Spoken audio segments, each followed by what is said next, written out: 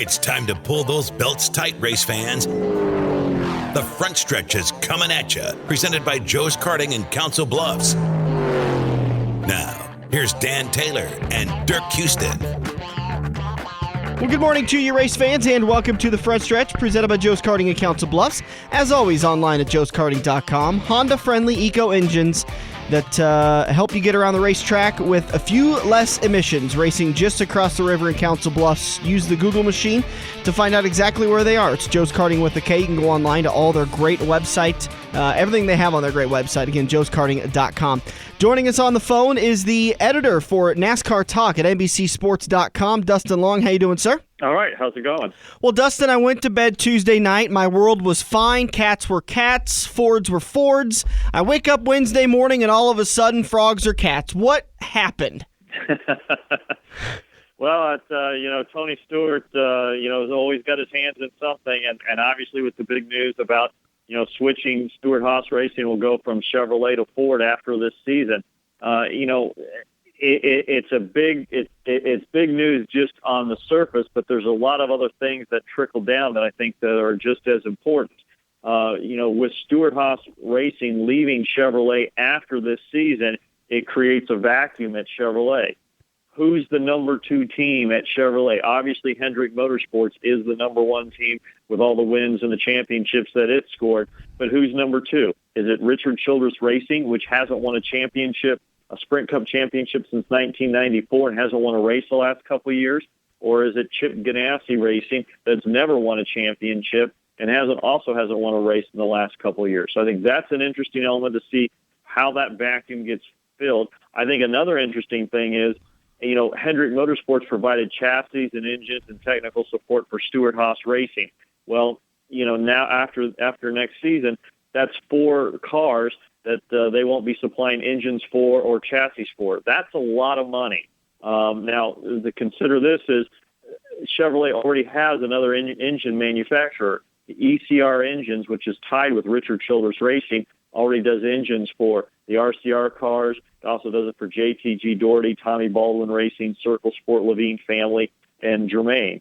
So it's not like you can pick somebody out for the most part, or there's another big, strong team there. Hendrick Motorsports provides engines for Chip Ganassi Racing and H. Scott Motorsports. So, it's interesting when you look at that because you look at Toyota and Ford, their top Cup teams get their engines from one place. From Toyota, it's Toyota Racing Development. From Ford, it's Roush Yates Engines, which, Roush Yates Engines will be doing the engines for Stewart-Haas Racing next year. And I guess, another thing that's to look at is you look at the Ford side of it, is as Stewart-Haas Racing comes over, the argument can be made that becomes the number 1 team at Ford, or if nothing else, it's 1A and 1B with Team Penske. And that leaves the question of what happens with Roush Fenway Racing, which once was the flag bearer for Ford, and now is, it looks to be number 3, and might it fall in even further?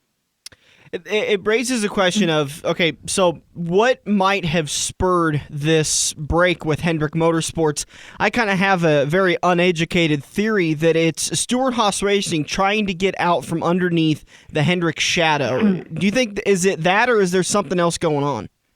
Well, I think what you look at it is you look at it as a child growing up and getting older and then going off to college and going off onto their own into the real world. And I think that's what Stewart-Haas Racing is doing, is they want to become more self-sufficient. And, they want to be able to create their chassis and have and do more work on the cars in that sense, as opposed to having things delivered and having that information be available to the Hendrick Motorsports cars. So that's 4 more teams that, if you look at it from Stewart-Haas Racing, it has your stuff that you've got to beat. Now, if you bring it all in-house, then if you come up with the advantage, hey, maybe you don't have to share it, or you know that other people don't have the exact same thing. So I think that is an element, and it's looking at long-term, and I think Stewart-Haas Racing looks at the opportunity to be the number 1 dog at Ford. And realistically, it probably was never going to be number 1 at Chevrolet as long as Hendrick's there. And again, the success of Hendrick Motorsports is wonderful for Chevrolet, but I think you can make the argument that the success of Hendrick Motorsports has caused 2 teams to leave Chevrolet. And you think about Joe Gibbs Racing leaving Toyota and joining Toyota for the 2008 season. They were the number 2 team at Chevrolet. They weren't going to be the number 1 team with Hendrick there. So, since within the last decade, Chevrolet's lost Joe Gibbs Racing, and we'll lose Stewart-Haas Racing to the other manufacturers. Had that relationship with Stewart-Haas Racing and Hendrick begun to dwindle over the years? Because I remember when Tony won his championship back in 2011, the big thing was that Stewart-Haas Racing was basically a 4-team or a satellite team with Hendrick Motorsports, and so it was receiving a lot of technical information, like you said, engines and chassis. Do you know over the years, has that relationship shrunk to the point where Stewart-Haas now feels like they can stand on their own? Well, I think it's evolved, and I think one of the elements that the Stewart-Haas Racing folks, Tony Stewart, talked about with reporters the other day was that they got Rex Stump, who had been like an R&D technical director over at Hendrick for several years, and he joined Stewart-Haas, I think, late in the 2014 season. So he already has a lot of that expertise and knowledge, but he also knows how to do things to move forward. And I think when they had that position filled with that individual, and as they grew and just kind of felt more confident in the things they could do, they felt like they were ready for that challenge and ready for that opportunity, ready for that reward that comes with finding your own things and not really having to share it. So with feeling like they had the personnel in place, the equipment they could get in place or have in place, and it was just kind of a natural move. It was just a matter of finding the right situation, and the way that Stewart-Haas Racing officials felt like Ford was that right situation, and this was the time to make the move for next season. Yeah, I don't think the casual listener or the casual fan realizes exactly how big of a deal this is. I mean, with everything that's got to be, redone from, rebodying all the cars to for Stewart-Haas doing some double testing this year, or hopefully they get a lot of information from somebody else, which if I was going to make an alliance in a Ford, I'd call up the Penske boys and say, Roger, I need help.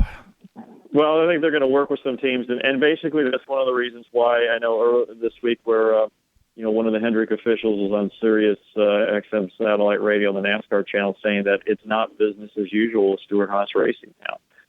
But still did pledge the full support of Hendrick, and he's right in the sense of, if you're looking at things for 2016, if you're Hendrick, you make every effort to make sure that Stewart-Haas has got everything they need and it's equal to what you have. But if you're looking beyond 2016, then you're not telling Stewart-Haas anything, or you're not including them in the conversation, because that's your competition. That's truly your competition next year, and you don't want to be giving away trade secrets. So they claim that they've kind of worked things out and feel like they have a good understanding. We'll see how that works as the season progresses. If the Stewart-Haas team's struggling, will they feel like that they're not getting the best stuff from Hendrick? Will that create an issue the coming weeks? That being said, remember back to when a few years ago when Brad Keselowski won the championship. Well, in March or so of that season is when Team Penske announced that they were going from Dodge to Ford. So essentially, nearly the same time, or a month later in the season, they're making that. They made that announcement, and yet Keselowski still went on and won the championship. So it's not like this announcement means that there's no way that a Stewart-Haas Racing car is going to win the championship or be at Homestead in Miami for the Final Four or anything like that. I mean, they could still have a couple cars or and maybe be the champion at the end of the season. But wasn't the deal with Keselowski though, and Penske had Dodge already committed to closing up at the end of that year? I thought that was their primary reason for switching to Ford. Well, it ended up being that Dodge was leaving, but again, they had to go put through the groundwork and start working. I mean, again, as they're running for a championship in a Dodge, they're at the same time they're working with Ford and developing Ford products and developing their car for the following season. So, you can make certainly the argument that they've got people split in two different directions, and and that's one of the things that Tony Stewart talked about, is that they're going to have to hire additional people to work more in the shop, since they're going to be doing more in the shop. So, and obviously they'll have some people in that shop who will be focused on the Ford operation and probably will be working solely on Ford things with the car, and not as focused on the car this year and trying to win a championship this year. They'll be trying to make sure that transition goes as smoothly as possible next season, so when they make the move, that they're not already behind or anything like that, that they can come out and be a contender to win races right from the start of the season. Talking with Dustin Long of NBCSports.com. He's the editor for NASCAR Talk, and we're having him on the show today because of the big news earlier this week that Stewart-Haas Racing switching to Fords for the 2017 campaign. One of the big complexities of this, and frankly, when I read this message come across from NASCAR, was that Stewart-Haas Racing was switching to Ford. I think the shock for me was that Tony Stewart was leaving Chevys. And when you talk about two guys at Stewart-Haas Racing with Kevin Harvick and Tony Stewart that are diehard bow tie fans, I'm really surprised that they're breaking that alliance. Well, again, you got to do what's the best for business. I mean, if you feel like the best thing long term is to make the switch, then you have to have the guts or the daring to make that call. I mean, yeah. Kevin Harvick came up with Richard Childress Racing and then replaced Dale Earnhardt after his fatal crash in the 2001 Daytona 500. So in the Cup Series, Kevin Harvick, all he's ever driven is Chevrolet. So this will be something different for him. Tony Stewart obviously was at Joe Gibbs Racing when they switched from Chevrolet to Toyota, and he was there for 1 year. So he's driven for another manufacturer.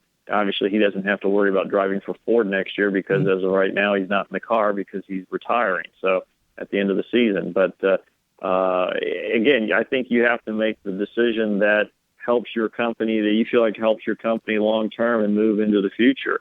They've got Ford Charters. They don't want to have to sell those and get rid of those and watch their company go downhill. They want to remain one of the strongest teams in the sport, and they feel like Ford gave them that opportunity more so than what Chevrolet was going to give them down the road. Yeah, and I know Tony was also with Joe Gibbs back in the Pontiac days, even.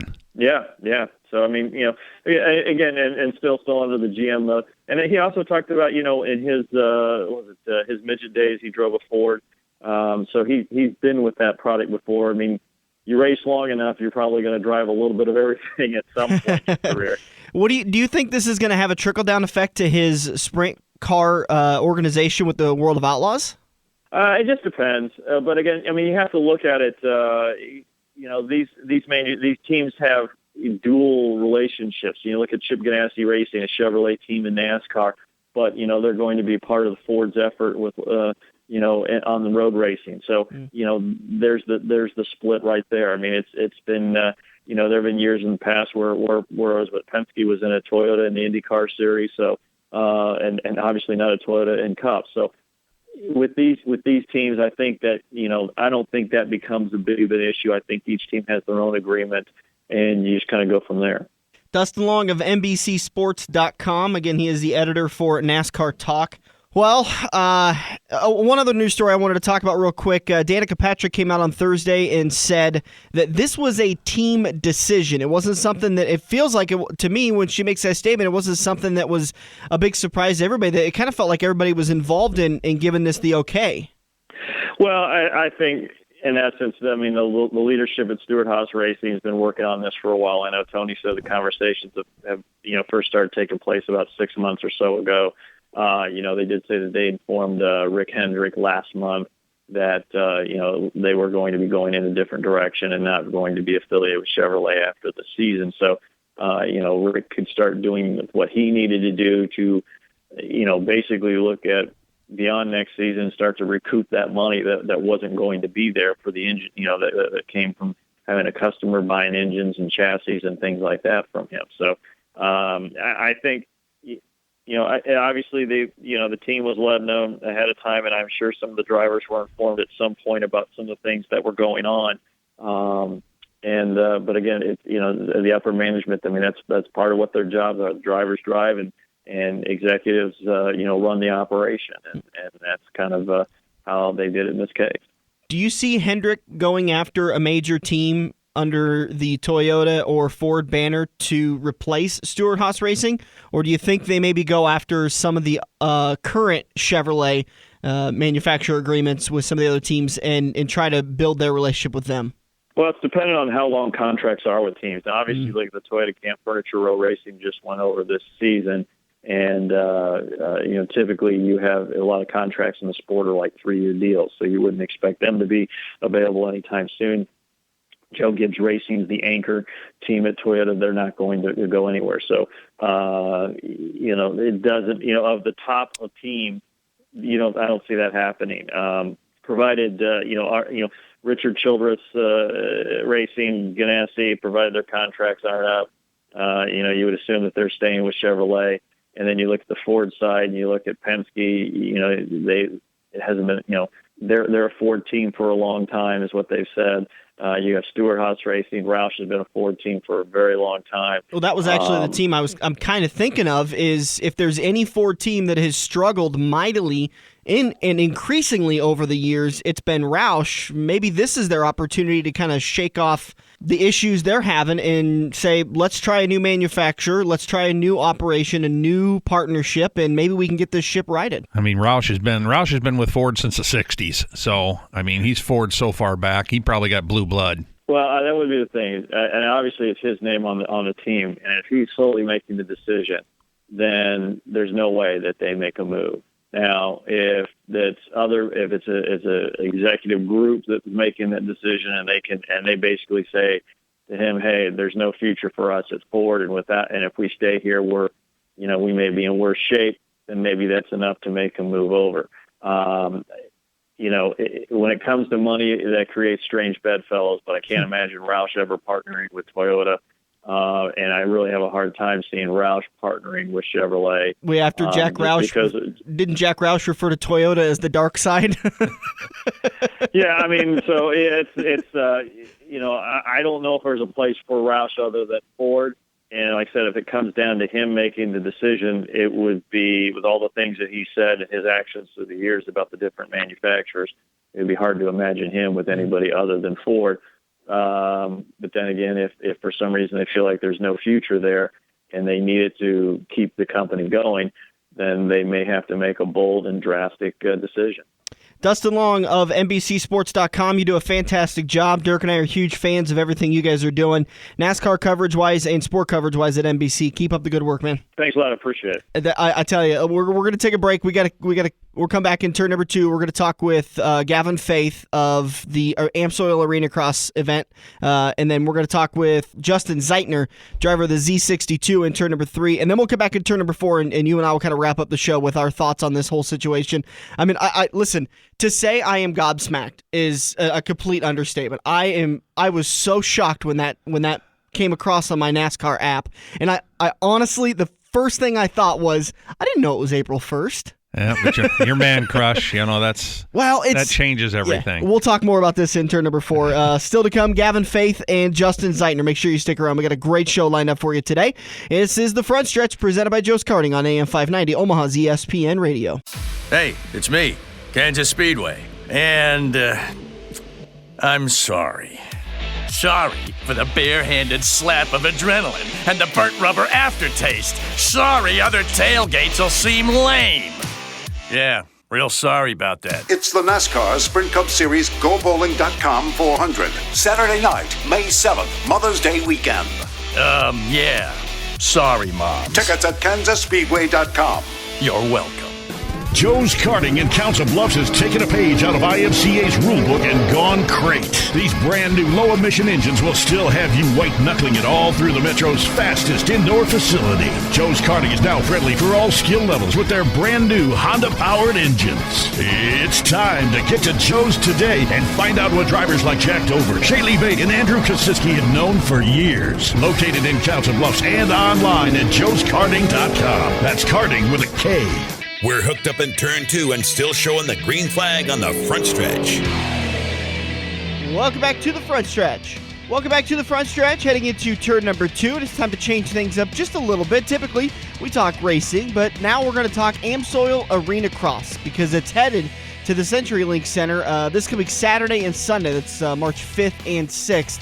Now, Gavin Faith is going to take the track on Saturday night. Tickets are available at the Amsoil Arena Cross website or at the CentruyLink Center. But let's get on the phone now. Joining us is the driver, the current points leader for the Amsoil Arena Cross event series, Gavin Faith. Gavin, didn't you grow up around here? Raised in Fort Dodge, Iowa until I was about 17, and then moved down south and pursued my racing career. Did you get exposed to motocross and motorcycles while you were in Fort Dodge, or was that something you were exposed to when you moved south to Florida? No, I actually grew up riding and racing. Fort Dodge is a big riding community, so yeah, I mean, my dad bought me a bike when I was around 4 years old, probably, and just did it for fun for a lot of years, and ended up being pretty good. And we took it a little bit more seriously. And then after I graduated high school, I moved down south to a training facility and just pursued it from there. Are you a factory rider for somebody? Yeah, I ride for the Team Babbitt's Monster Energy Amsoil Kawasaki team for the Arena Cross Series. So, I guess it's a factory Kawasaki team for the Arena Cross Series. So. What size bikes? We're on 250s in Arena Cross. Give me a scale of what that size, because I apologize, I don't really know anything about these motorcycles or bikes. I used to have a Honda when I was a kid growing up on the farm, so I know nothing about Kawasaki, Suzuki's, or anything like that. But when you talk about a 250, is that the top end of the engine size, or is that kind of a mid-range? As far as a big bike, you have a 250 and a 450. Okay. And in Supercross, you'll see guys riding 250, and in the Premier Class will be 450. But for Arena Cross, we're in a lot smaller arenas, and you don't really need the whole 450. So I ride the Premier Class, and then they have a Lights Class, which is the non-Premier Class, and we both ride 250s in both classes. It's just in the Premier Class, there's obviously going to be a lot better guys. So besides riding motorcycles and almost killing yourself, probably on a daily basis in Fort Dodge, what did you end up doing for fun? Basically, I mean, I went racing about every weekend, so that was kind of our gig. But just hang out with buddies. Now I like to golf, and as a little kid, just ride my dirt bike. That's pretty much it. But it was a good time back in Iowa. It was back when we were doing it for fun. I mean, now I'm doing it as a living, and this is my job. So it's not quite as fun as when you're a little kid, but I still enjoy it. What part of Florida are you living in? Just north of Tallahassee, Florida. Oh, okay. Right up by FSU then. Yep.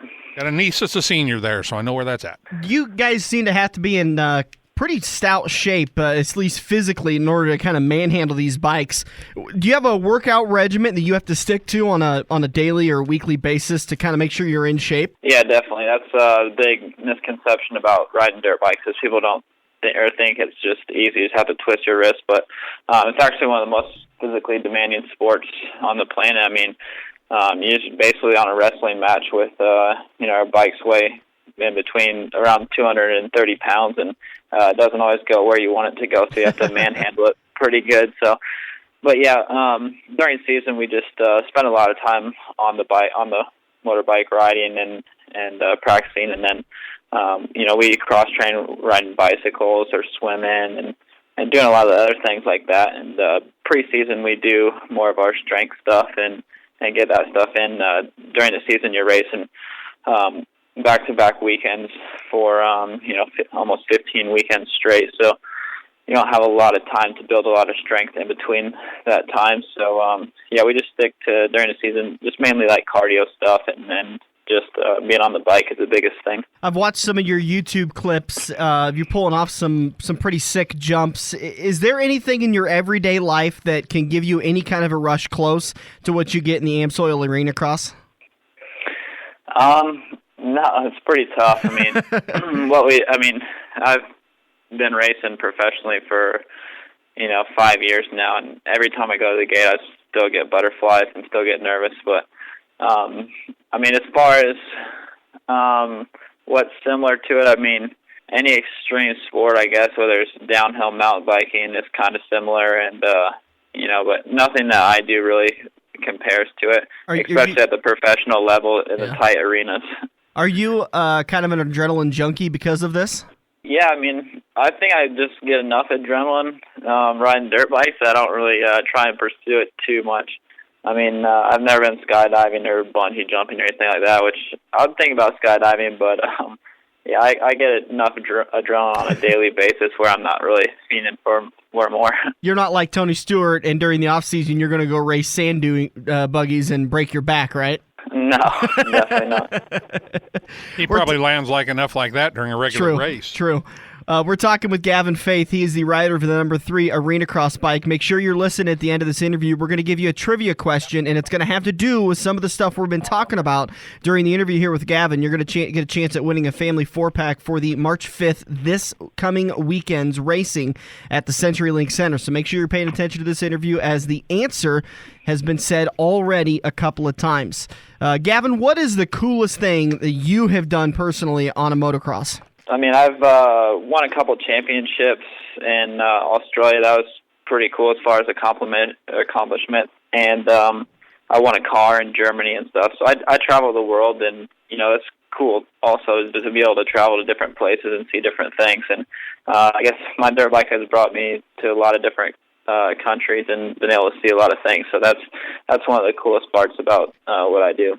I was watching a GoPro video again on YouTube as I was kind of getting ready for this interview today, and it was a Minneapolis show back in 2013, and you were probably, I think, maybe second or third, and I kept seeing the fourth place guy as you would go into the corner, like his front tire almost hit you. How is that something you worry about, like with your leg being exposed like that? I mean, obviously it's kind of one of the more exposed sports out there. So is that something you have to worry about? Yeah, definitely. I mean, we don't really have a roll cage around us, so if somebody's going to hit you, they're actually hitting you, not just your car or whatever. But yeah, especially in Arena Cross, I mean, if you guys come out Saturday night, you're going to see a lot of bar banging, and we get really, really close, and a lot of times we hit each other, and some of it's most of it's intentional, some's accidental, and if you're going to have to make a pass on somebody, most likely you're going to make a little bit of contact with them. But for the most part, we try to stay away from each other as much as possible. But when you put 16 riders in that small of a track, it's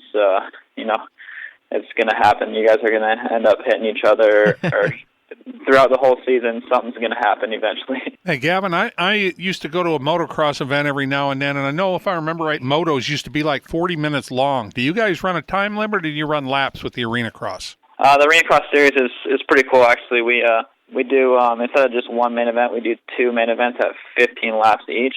And then we also have the head-to-head bracket racing from the top 4 in each heat. So there's 8 guys in the head-to-head bracket racing, and then along with the heat race. So there's a lot of action, a lot of different gate drops. So it's really exciting. I mean, the 40-minute motos, about halfway through, you pretty much know who's going to win. So it gets a little bit boring. But, yeah, the Arena Cross series is really intense, and it's short motos, and it's really exciting. Gavin Faith, rider of the. Okay, what's the proper term? Is it rider, driver? Rider. Okay, rider. Drivers have steering wheels. That's a good point. See, and I like I told you, I used to have a motorcycle, but I didn't do much riding. I did more laying and crying and healing than anything. But you are the rider of the number 3 Arena Cross bike. We appreciate you joining us this morning. What's a couple of things that we can expect when we come down to the CentruyLink Center this coming Saturday, as far as the motocross is concerned? I mean, it's just, if you're into racing in general, it's just it's an awesome experience. I mean, even if you don't know exactly what you're looking for, you're going to see some really cool, bar banging action. There's going to be guys crashing. There's going to be guys banging into each other, and it's kind of like hockey on a dirt bike a little bit. So it's really exciting. Even if I'm not racing, I love to watch it, and it's fun. I think if you guys come out, you'll have a great time. I'll definitely join you there. I think Dirk's going to come out too. And well, let's give away a family 4-pack. But can you help us out a little bit with the trivia question? I know we got one we canned for you at the beginning of the interview. So what do you got for us for trivia? How about if somebody can tell me which the number that I'm riding this year on my bike? All right. And you'll be able to get some free tickets. That sounds good to me. 402-573-0590. That's the number to call if you can tell us the number that is on Gavin's bike for this year. And we learned, because he finished a certain position last year, that he has a new bike number this year. So 402-573-0590. That's the number to call to win yourself a family 4-pack. Hey, Gavin, I got one last question for you. How high do you get on those highest jumps? I'm not exactly sure, but if I have to guess, probably 25 or 30 feet in the air, at least across the finish line jump, and it's probably about 55 to 60 foot in length. Yeah, I was going to guess 30 feet, so we're in the same ballpark anyway. But yeah, it's pretty amazing when you guys do that and you cross it up and then you bring it back onto you, and it's like, I don't know why they do that part. Why do you do that part? I mean, there's two different reasons. If you try to lean the bike over on the face, it's initially going to keep you lower from going so high, which will save you time and be faster. Or you can throw the bike once it gets in the air, and that's just for show pretty much. But either way, it's still fun to do. Well, and I mean, it looks awesome when it's done. So yeah, exactly. All right, Gavin, we appreciate you joining us. We can't wait to see you at the CentruyLink Center this coming Saturday, March 5th, for the Amsoil Arena Cross. Thanks, bud. All right, thanks for having me guys on. So again, if you can answer the question, what is Gavin's bike number, you can win a family 4-pack if it hasn't been given away already. 402-573-0590. Justin Zeitner will join us just around the corner. This is the Front Stretch. Are you looking to book your next outing? Look no further than Joe's Karting in Council Bluffs. Located just north of Bass Pro Shop, Joe's Karting can handle outings of well over 100-plus people. Bachelor parties, corporate outings, team building, birthday parties, and much more. Give Buddy a call today and reserve your outing. Joe's will even work with local restaurants to cater your event. Book yours today at joeskarting.com. That's karting with a K. It's time to get to Joe's and find out what everyone already knows.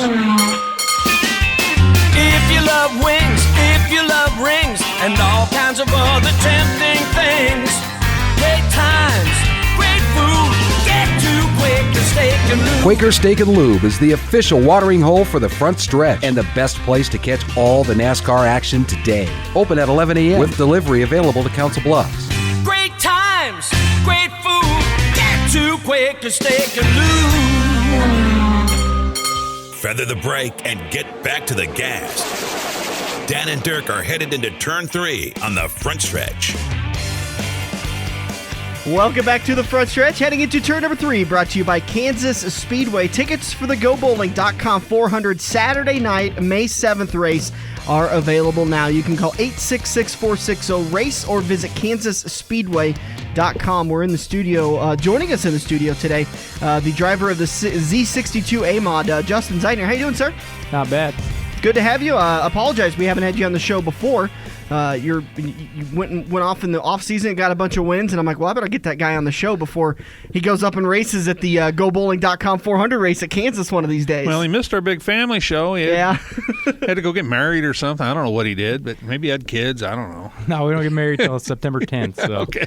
We're good there. That's in racing That's season. in race season. What are you doing? It's actually over Super Nationals, so we won't be at Super Nationals this year. That's why he had to prove himself in the winter early. He had to get it done.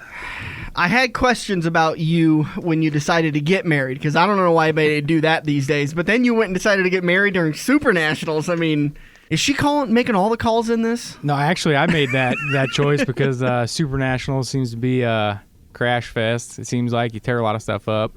And all them big specials start right after Super Nationals, so it just makes sense to go wide open as soon as Super Nationals is over. So in the end, you're probably going to end up saving money getting married rather than racing at the Super Nationals. Oh, we're definitely not saving money. I'll guarantee you that.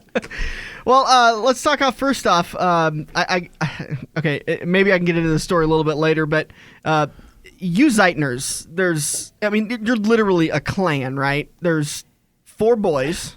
Yep, 4 boys. Okay, and that's just dads and uncles for you. That's yep. Leon, Al, Mel, and Dale. Okay. Sorry to say this, and I sound like my dad when I say this, but which one do you belong to? Oh, I get it all the time. I belong to Leon. So 62 would have told you that. Thursday night at the Can-Am Duels, I sat down. Andrew Kaziski and his fiance got dinner and we were joking that I can't keep all the Kaziski straight, so she actually made me a flow chart. And it was firstborn and car number, and then it trickled on down to who had who and everything. So if you could make me a Zeitner flowchart, that would help me out a lot. I will work on that. It'll be a little bit more to keep track of, but we'll do our best. So how come you decided to race a modified, and why aren't you in a light model? Honestly, I picked the modified deal just because I feel like the late model deal has gotten so far out there as far as cost. I mean, on just a set of shocks. I mean, if you're going, to spend the money and get the good stuff, you're looking at $6,000 on a set of shocks on a good day. And honestly, it got to the point where you have high speed, low speed rebound, and 4 different adjustments on one shock, and it's just one of the things where it felt like you had to have an engineering degree to keep up. And it wasn't that we couldn't keep up. It was just the fact that you got a 9 to 5, you're working every day, and it just become too much. It's a little overwhelming. Yeah, just for, you're racing 2 nights a week around here in a late model, if you're lucky.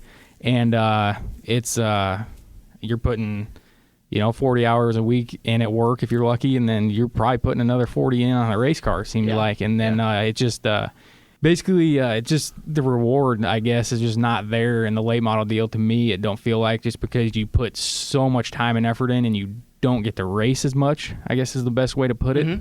And it's just one of the things that I just got burnt out on trying to keep up with the technology, and it's just fun is the biggest thing too. The modified deal is a lot of fun.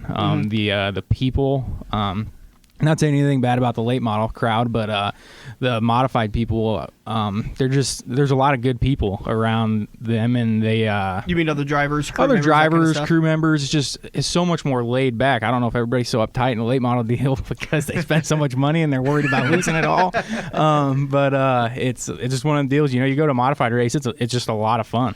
Well, and I mean, the modifieds have come a long way in the last 8 or 10 years, and even in the last 2 years now with the crate motor that you guys can run, even in the A-mods. Because if you would have gone out to Arizona and had the week that you had 10 years ago, you'd lost 4 motors.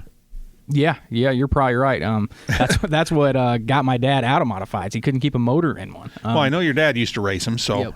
Yeah, he was losing a motor, it seemed like, every other week at Eagle is what he told me, and it's just one of them things. That's why we never really got back into the modified deal until the crate motor came along.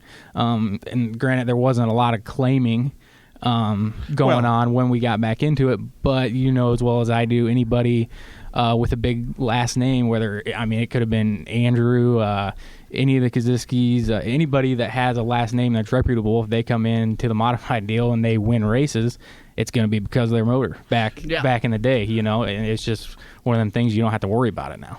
Yeah, well, I remember John Schwartz. I helped him for a while when I wasn't doing anything with NASCAR, and he was getting motors claimed all the time. Won a couple trap champions at Eagle, but you came in with a big trailer and everything, and they can obviously tell you got a little money somewhere, Yep. But and they've also priced the claim up to where it's almost respectable. Back, I'm talking back 20 years ago, it was $300. Yeah.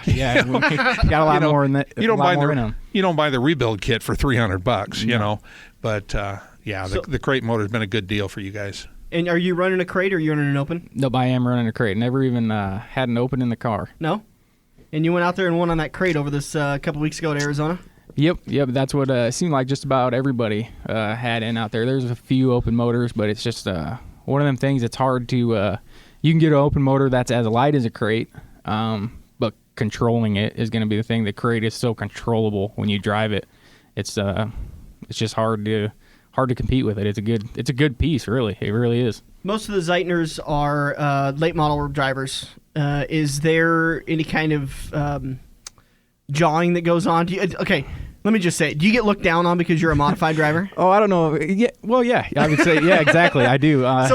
You came home that weekend after winning Arizona. You're like, well, I won 2 nights at the IMCA Winter Nationals, and they're like, so yeah, it's not the late whatever. model. Yeah, it's kind of funny you say that. There'd be times, we'd be joking around in the shop or whatever, and I'll give my opinion on something. Corey would be like, well, what do you think of this? And he might have a different opinion on it, and I'll be like, well, that's the way I do it. He'd be like, well, you're just a modified driver. You don't know that. I was going to say, I can hear this coming. You drive a modified. What do you know?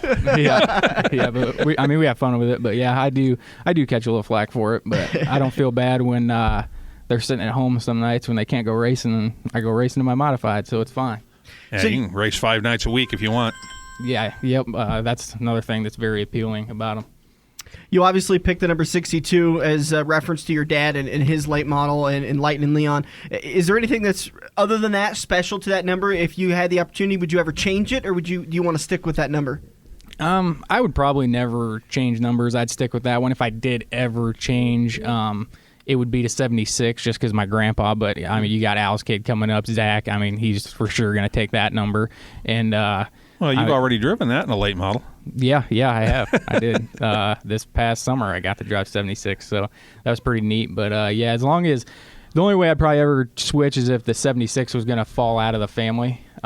Like say Zach wasn't going to keep racing, I'd have to do something with the 76 somehow. Just kind of keep that number alive and within the Zeitners. Your dad, I always enjoyed your dad's nickname of Lightning Leon. Do you have anything that kind of rhymes with the first? What's your nicknames? I wouldn't really say I have a nickname. I thought of one. Can I give you one? Oh boy! I don't know if it's good, but I thought of one. Some people call me Kid Lightning, which doesn't really appeal to me at all. And I've got Little Lightning, which was cool when you were 16, but not For so girls. much now. Yeah, yeah. I got one for you. Here we go. If you want it, I'll let you use it. Try anything once. Bustin' Justin. I don't know about that one. He's busting Justin. He's busting out of the gate. Ain't no gates, man. This ain't the rodeo. Or does it sound more like you're a bust? Is that? Yeah, probably that. Okay. Yeah. If it was a rodeo, that'd be all right. Yeah. But if we get into riding bulls or horses or anything like that, that'd be a good one. I'll think of one for you. Alrighty, you work on that. Come out and race weekly at I-80 for me, and then I'll think of one for you. I plan on it. I plan on being at I-80 most of the time. Talk about your trip down to Arizona while we got a few minutes left. You got yourself a couple of 2 wins, 2 top 2/3 and a ninth. What the hell? A ninth? Yeah, the ninth. That was just a deal we got. We just got set back. We had a bad draw, which is no excuse, but we were getting up through there in a heat race and made some contact with a guy and cut a tire down in the heat race and ended up finishing last in the heat race. And we just had to start tail of the feature or tail of the B, and came up and won that, and then started 7th row in the feature, and actually started right next to Ricky Thornton, so I don't have any excuses for not winning the race. But we is he the one that ended up winning that race? Yeah, he won, and I was just kind of being conservative because it's a modified race. You know, you're going to have a ton of cautions. I was just trying to save my tires, so I had my edges for restarts and whatnot, and they're giving us a halfway sign. I'm like, okay, we need to kind of pick up the pace a little bit, but we're going to have some cautions. And then next thing you know, they're waving the white flag and the race is over. So it's just kind of the way it went. But the thing is, if you'd have told me before I left what the results were going to be, I'd have been more than tickled with that. Yeah, I figured the ninth was Common Core math. 3 times 3 is 9 times 1 is 9 times 1 is 9. So you finish ninth. All right. Yeah, that works. Can you write that down for me? I don't know if you got that math right. You got to spell that out for me. Yeah, you don't have a calculator, so you can't keep track. That's true. Even then, it's bad. It was Sunday at the Daytona 500 party. I'm trying to do NASCAR math. I completely screwed it up. Yeah. It's tough to do 20 minus 48 when I thought it came up with 18. Well, and you weren't the only one, though. That one guy, we were. The answer was Paul Menard. I don't remember what the numbers were. No, the answer. Oh no, when I did the trivia, the answer was Kyle Busch, but the actual math problem came out to 28, and there is no 28. I'm talking about the other guy that wanted to high five everybody. Oh, him. When he jumped up and wanted to do the answer, and the answer was 27, which would have been Paul Menard, and he kept shouting, "It's 25!" Oh yeah. No, I think it was Stenhouse. I think he did Stenhouse plus Danica Patrick. Which would equal 27. Right. Yep. That is the same guy that took well advantage of the $5 discounts on the bucket of beer and then fell out of his chair. Oh, sounds like it could have been my crew guy. About the time they were throwing the white flag, this guy sprawled on the floor. Oh, let's see. But he was enjoying himself. He had a damn good time. We only got a couple minutes left. We've jerked around too much. We've really got down to the nitty-gritty of it. Let me ask you just some simple questions. Give me 5 life lessons according to Justin Zeitner. 5 life lessons. Like, give me do you know who Ron Swanson is? No, I do not. Okay, watch Parks and Recreation. It's a fantastic show. It's a comedy. It's a great show. Ron Swanson has some amazing life lessons. Do you have any life lessons? Dad's always right. That's a good one. And anytime you think you're right, just refer back to Dad's always right. Well, you're going to change that. A wife's always right here shortly. Yeah, I only got a few months left. September 10th's coming. Hey, talk about that. Is that a little nervous? A little nerve-wracking? Are you more scared to get behind a wheel or to get married? To get married. Well, not to get married, but I'll tell you what, the proposal is the thing. Like, I had never been so nervous in my life. I've dated her for 12 years, but the thing is, you start to think about it, and you're just like, she's got a lot of reasons to say no. I was nervous. Race car? Yeah. Race car family? Yep. Was she into racing before she met you? Yeah, her dad is actually Brad Purdue. Oh, so okay. That's how we met. It was through racing. So she knows how the life cycle goes, and she loves it probably just as much as I do. Probably not as much when I'm at the shop every night during race season, but she she handles it well. So we balance it out and it works out well. Justin Zeitner, driver of the Z62 A-Mod. What's your plans this year? You kind of talked about you're going to race weekly at I-80 Speedway. Anywhere else you're going to race weekly? We'll be at I-80 just about every Friday night. Columbus on Thursdays when they have us, if I can get out of work on time. And then Saturdays we'll probably jump around. I really like going up to Sioux City to Park Jefferson there. I really like that racetrack. Your dad liked it too. Yeah, I see that Greg Golden just resigned from there. Yeah, and they're looking for. Do you want to be a promoter? Definitely not. He's got a full plate with. He's got Blackbird Bend, and then he's got Raceway Park. And it's just that'd be full plate doing 3 nights a week. But we'll probably venture to. Well, Saturday nights would be bouncing back between there and Harlan. It's hard not to go to Harlan with my dad racing there on Saturday nights, and then we'll go to like a Raceway Park most Sundays. It just depends on what we got left after Friday and Saturday. Let's say you were the god of dirt racing, and not necessarily you were just like I'm saying like you could change anything about dirt racing, and it doesn't necessarily have to abide by the laws of physics. What would you change about dirt racing? For instance, you could say I would lower the price of tires to a penny. I would make cars do a loop-de-loop. If you were the god of dirt racing, what would you do? Definitely the cost of tires is the biggest thing. Think that would be it? It's huge. That is. But when you get up into the dirt late model deal too, the cost of engines is out of control, I believe. So between engine and tires, it'd be you have to flip a coin and figure that out. But probably engines, the late model deal, and then and the modified deal's got a pretty good tire deal going, but it's probably your biggest expense. Well, if you got that figured out, I think there'd be some guys who'd build a temple in your honor. Yeah, I believe it. Justin Zeitner. You got any shameless plugs for us? Any of your helpers? You've got a good sponsor. Is DJ's Dugout one of your sponsors too? Is that just your dad? DJ's Dugout's just behind my dad. Okay. And then I have a lot of really good sponsors. First and foremost is Zeithner and Sons. They obviously pay for a lot of my racing and help me out when I need it. We just actually got a new sponsor today, Husker Diesel Performance. They came on board. They do diesel trucks, pulling trucks, anything diesel performance related they do. So you're going to get to the track faster? Is that what you're telling us? We're just going to get to the track. Is the biggest thing. They take care of the truck and make sure everything's good there, and they can do yours as well. They do a great job. They've done a lot of work for me over the years, and we just decided to partner up, and it's going to be a good deal. Can I take my Ranger over there? They'll probably work on it. Okay. They'll do anything, I'm sure. It's got a big old V6 in it, so I'm sure they'll work on it. I don't know why they wouldn't. Then I got a lot of product sponsors. Stardustin Racing. Stardustin, he helps me out a ton. They've been with the family a long time. Yeah, he is. Him and Ron and Jeannie, they're great friends of ours, and they help me out more than I could ask for. GRT race cars, they help me out a bunch. Been with Joe since I started racing, and even before that when my dad had his first GRT. So we've had a long relationship with them, and they help me out a ton. Denny at CPD, he does my shocks. He's really, really big into our program. He helps me out a ton. Jones Racing. As far as product sponsors, that's about it. Outpace, they help me out. Got the best rod ends as far as I'm concerned. But other than that, as far as sponsors go, I think that's about it. You gonna stick with the GRT for a while? Yeah, we'll be in GRT probably as long as we're racing. I don't see us doing anything different. It's working for you in Arizona, that's I was for sure. Say, he's got it figured out. No such change. Definitely worked for us out there. So, Justin Zeitner, it's been a pleasure, man. Thanks for coming on the show. Thank you. We'll be back in turn number 4 to wrap it all up. This is the Front Stretch on AM 590, Omaha's ESPN Radio. Hey, it's me, Kansas Speedway, and I'm sorry. Sorry for the barehanded slap of adrenaline and the burnt rubber aftertaste. Sorry other tailgates will seem lame. Yeah, real sorry about that. It's the NASCAR Sprint Cup Series GoBowling.com 400. Saturday night, May 7th, Mother's Day weekend. Yeah. Sorry, Mom. Tickets at KansasSpeedway.com.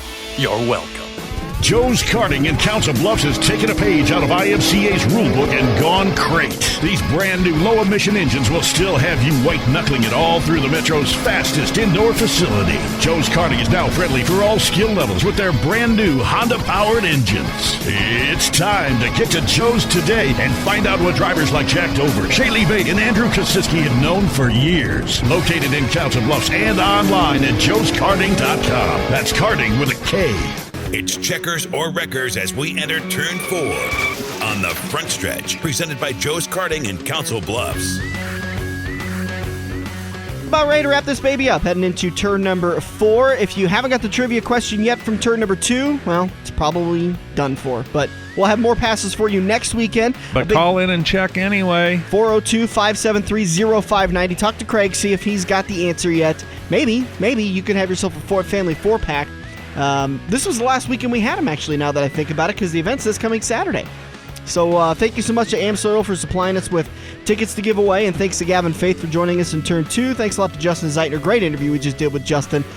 He's a really easy guy to talk to. And guy's on a roll. Let's break it down to Dustin Long talking about Stewart-Haas Racing switching over to Fords. I kind of talked about it a little bit. I felt like this was exactly what, Tony had made the statement that it was just kind of him getting out of the shadow, or that organization getting out of the shadow of Hendrick. And I don't blame him at all, because the last 2 championships they've won, it's been because they're a Hendrick satellite organization. And something I've been really thinking about this week is that's not really fair to all of the engineers and all of the hardworking people at Stewart-Haas Racing, because Kevin Harvick and that 4 team won that championship 2014. It wasn't Jimmy Johnson. It wasn't Casey Kane or Dale Earnhardt Jr. And it wasn't Chad Knaus or any of those guys. But it was in Hendrick's cars with Hendrick's engines. With their changes to it, okay? They got a good product from Hendrick Motorsports. There's no denying that whatsoever. But I think the catalyst of this entire thing, the thing that really turned it around to become a really top-tier organization, is Rodney Childers. When he came over, they immediately won a championship at Stewart-Haas Racing, and instead of having one good team with Tony, they picked up Kurt Busch and Kevin Harvick, and when Kevin came over with Rodney Childers, all of a sudden, Kurt and Kevin were at another level, and they were competing at an alarming level. And I think that was really what it was. And it probably was a little bit of like, you know what? We're the ones putting in the hard work. Yeah, they send us the chassis and the engines, but we're the ones that are making the changes to the chassis. We're making the adjustments, and we're whooping Hendrick Motorsports. So why not build our own stuff? If there's, if they want to prove that they can do something, good. Make your own chassis, keep with the Hendricks engines, or keep with the Hendricks chassis and make your own engines, build your own motors.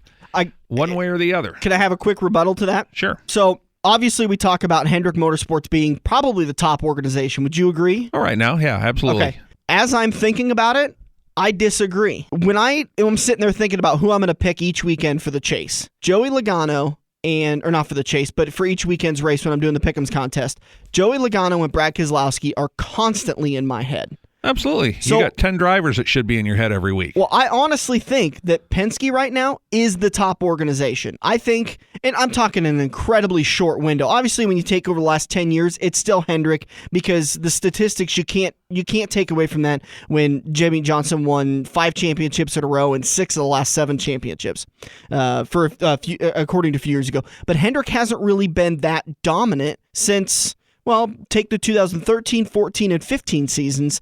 He really hasn't been that dominant in that organization. You've been talking about Joey Logano being so strong, Brad Keselowski being incredibly strong, Matt Kenseth at Joe Gibbs Racing, Kyle Busch, Denny Hamlin, and then you've got your Stewart-Haas Racing guys. Kevin Harvick is probably one of the top 3 drivers in the sport right now. So I guess my opinion is, if I'm Stewart-Haas Racing and I'm really looking at a short-term picture, because that's what this sport is about. That's what sports are about. It's what have you done for me lately? You're looking at a short-term picture and you're going, Penske's a lot stronger than they typically are. Toyota's picked up their game, and here I am picking up chassis and engines from a guy who hasn't won a championship in a few years if it wasn't for me doing it. So why not make the switch? Why not make a long-term switch like that? Well, I mean, Hendrick still dominates. They win a lot of races. They run up front. Mm-hmm. The only thing they haven't done is had any luck in the chase. Right. So, and to now the chase is the championship. Well, and outside of the original chase format, which ended in 2013, the new format, and Jimmy won 7 of the, or 6 of the 8 or 9 years. Exactly. But I look at this change I look at the fact that contract renewal time was coming up, and I think Rick Hendrick looked at him and says, "Well, you won 2 titles with our equipment, so you're going to have to pay up a little bit." And I think instead of them spending more money that way, they went to Ford and got more money. Yeah. So that's why I still think this whole deal's money-driven. This will be very interesting to see how this plays out over the next year, probably 2 years. If there's a fallout with other organizations switching back and forth between manufacturers, we could be on the verge of a complete, change of. I really, honestly, what I'm kind of thinking of here is if I'm Jack Roush or I'm an executive at Roush, I've got nothing to lose to switch to Chevys. And honestly, it's probably going to be if I can switch to Chevy, if I could switch to Stewart-Haas Racing's role between Hendrick Motorsports and Stewart-Haas Racing, I'm in a better position than I am when I didn't get a driver into the chase last year. I barely got a driver into the chase in 2014. Roush Fenway is so far off on their organization right now, and that's not a bag on anybody that's over there because they made some big changes at the end of 2015 that might start to make an effect. But if I'm looking at that from the outside in, I'm saying, Roush, you really need to look at this. Ain't going to happen. Well, okay, but there has been big manufacturer changes in the past. Nobody said that Richard Petty would switch away from a Ford. But when Ford wasn't giving him the support at Daytona like he wanted, he switched to a Plymouth for a year, and Ford learned their lesson, and he switched right back. He ran Plymouth for years. Is it the other way around then? Plymouth didn't give him... Okay, I saw a special on it this weekend, or last weekend, so I apologize. Of course, I got my information backed around. But so don't sit there and tell me that... Well, we're going to stick with this tradition just because it's tradition. If an organization isn't getting what they need to be successful, eventually they're not going to get the sponsors, and Roush Fenway is going to go to oblivion. Roush Fenway's, it's internal is what's causing there because they're getting the same support that Penske's getting, and Penske's got 2 cars that are, as we already talked, are running up front. Who's building those motors? Roush Fenway. Roush Fenway goes to Chevy. Where does Ford's motors come from? Well, sorry, you're right. Ford's comes from Roush. You're absolutely right. Penske's obviously doing, but Roush and Penske don't have any kind of a connection like Roush would be able to get if he switched over to Chevys with Hendrick. Is what I'm kind of getting at. Get that technical support, and you know what? He could get the technical support from Penske. All they'd have to do is write up a contract and build the alliance. I don't know if they do it. I don't know if Penske would either. Because you wouldn't want to give up that interest. But it's interesting to know that Stewart-Haas Racing is going to be switching to Roush Performance engines. Yeah. Or Roush Yates engines. That's where Roush gets half their money to function. If they quit building Ford race engines for these other teams, they're not going to get more money from Chevrolet. They're getting a ton of money through Ford right now with all the engine deals. Too much to talk about today. We just didn't save enough time. I apologize. We're late as it is. Craig's going to be yelling at me because I went over time, and ESPN needs to get to, doing whatever they're doing. We got racing to talk. Make sure your picks are in on time for today's Folds of Honor 500 at Atlanta Motor Speedway. Coverage starts at 11 on Fox. That's the main Fox channel. And PRN with the green flag waving at noon. Get down to Quaker Steak and Lube, the official watering hole of the front stretch, to watch all of the action and enjoy the area's best wings. They got this new jalapeno honey. Oh, it's so good. It's not as good as my Arizona Ranch, but it's very delicious. When you get older, jalapeno will be a dirty word. Don't worry. Join us next weekend. We are very close to locking down Rico Abreu to come on the show again and talk to us about his effort in the Camp and Roll Truck Series. We're going to have Tom Latham come on the show. Yeah, they've got a racers reunion that's going to be going on end of March out in Grand Island. We're going to talk about it. Great. Make sure you join us next weekend as we will do it all again. We'll recap Atlanta. We'll preview Las Vegas. We'll talk to a couple drivers. Who knows? Maybe Hendrick Motorsports will switch to Honda engines next week. That'd give us a heck of a talk about. It's against the rules in NASCAR. Honda can come in. I've heard rumors that Honda's a year or two away from joining the sport. Yeah, but they'll start in the Truck Series just like Toyota did and work their way in. They won't just start right in the Cup Series. We'll see. That's too expensive. Money plays all. Honda's got the money. We'll be back next weekend to do it again. Thanks for joining us. For Dirk Houston, I'm Dan Taylor. This has been The Front Stretch, presented by Joe's Karting on AM 590, Omaha's ESPN Radio. If you love wings, if you love rings, and all kinds of other tempting things, great times, great food, get to Quaker Steak and Lube. Quaker Steak and Lube is the official watering hole for the front stretch and the best place to catch all the NASCAR action today. Open at 11 a.m. with delivery available to Council Bluffs. Great times, great food. Get to Quaker Steak and Lube. Are you looking to book your next outing? Look no further than Joe's Karting in Council Bluffs. Located just north of Bass Pro Shop, Joe's Karting can handle outings of well over 100 plus people. Bachelor parties, corporate outings, team building, birthday parties, and much more. Give Buddy a call today and reserve your outing. Joe's will even work with local restaurants to cater your event. Book yours today at joeskarting.com. That's karting with a K. It's time to get to Joe's and find out what everyone already knows.